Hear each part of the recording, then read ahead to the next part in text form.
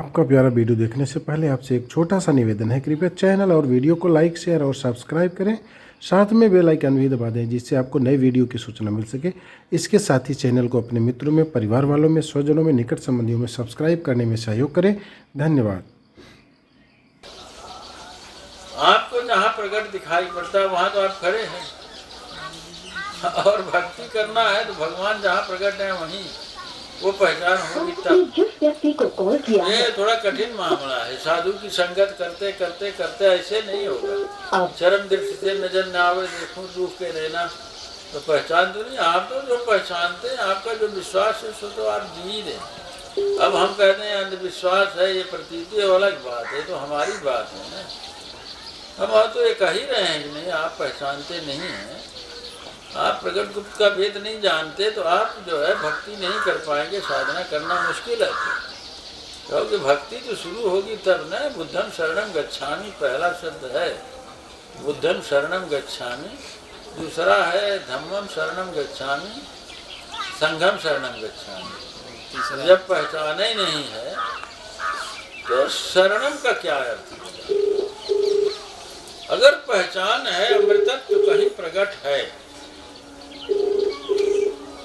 तब आप वासना की दौड़ क्यों मार रहे हैं? बताइए क्यों मार रहे हैं वासना? बाहर आवाज साफ ना देने, दवाई ना दे, आपके आवाज नहीं समझ। महाराज जी, भूत चेतना के प्रकट होने का माध्यम ये शरीर ही है।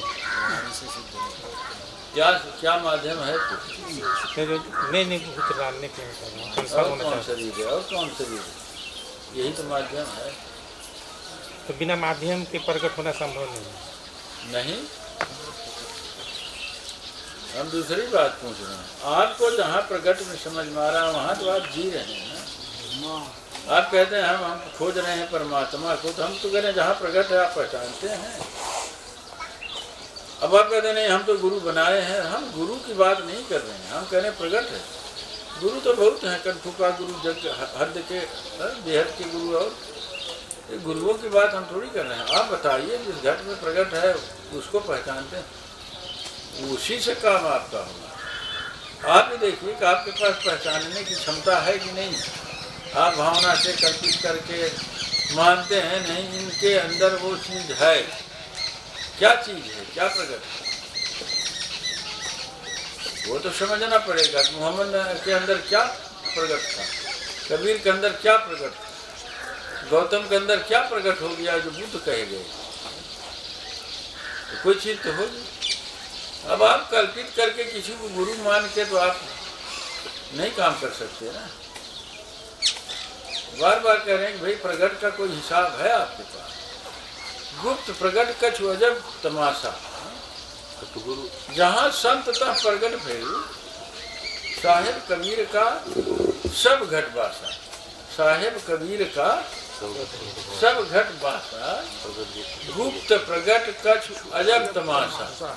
सतगुरु का सब घट में वासा, जहाँ संत तह प्रगट भयु, जहाँ असंत गुप्त भई। भैया जब जहाँ असंत वहाँ तो गुप्त है, प्रगट की क्या पहचान है? अभी बात आई ना वो दयानंद की ना। दयानंद को कोई ईश्वर का ज्ञान नहीं था, नहीं समझ रहे, वो प्रकट नहीं था। दयानंद के में ईश्वर नहीं प्रकट था, उनका वो चीज़ प्रकट नहीं थी। वो योगी थे, सिद्ध थे, वो अलग बात। उन्हें वेदों के विद्वान थे, वो भी अलग बात है, प्रकट नहीं थे। वो उसे कहते हैं कि मुझे बुद्धत्व मिला, तो ओशो को बुद्धत्व मिला, तो ओशो कहाँ गए फिर? कृष्णमूर्ति को बुद्धत्व मिला तो कृष्णमूर्ति कहाँ गए? जीवत्व तो कहाँ गया? और यह बात कबीर के वाणी में नहीं आती है। सीधा सीधा कह रहे हैं खोजत खोजत रे सखी, रहा कबीर हेराई। दयानंद तो खोने के बावजूद और जम गए ना, और जम गए थे। आज का हर समाज उसी दम पे चल रहा है। अगर ये 2-3 जने आऊ गए तो कतर हुए तो नहीं, तो वो कहना भी जरूरी है ना। इसलिए कि स्वामी सच्चिदानंद जो है बहुत बड़ा दावा करते हैं मैं चुनौती देता हूँ। तो हम कहते हैं स्वामी सच्चिदानंद को कुछ पता ही नहीं है प्रेम की दुनिया, वो तो उद्धव की तरह बक बक झक झक कर रहे हैं। वो हलादनी शब्द को कलंकनी बता रहा है, कितना मूर्खता है उसके अंदर।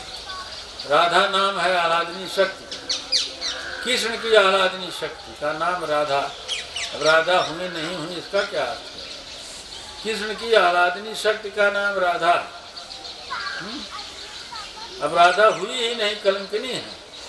ये कितना बड़ा नॉलेज है आज समाज वालों को। तो चुनौती देते। देखने के लिए धन्यवाद।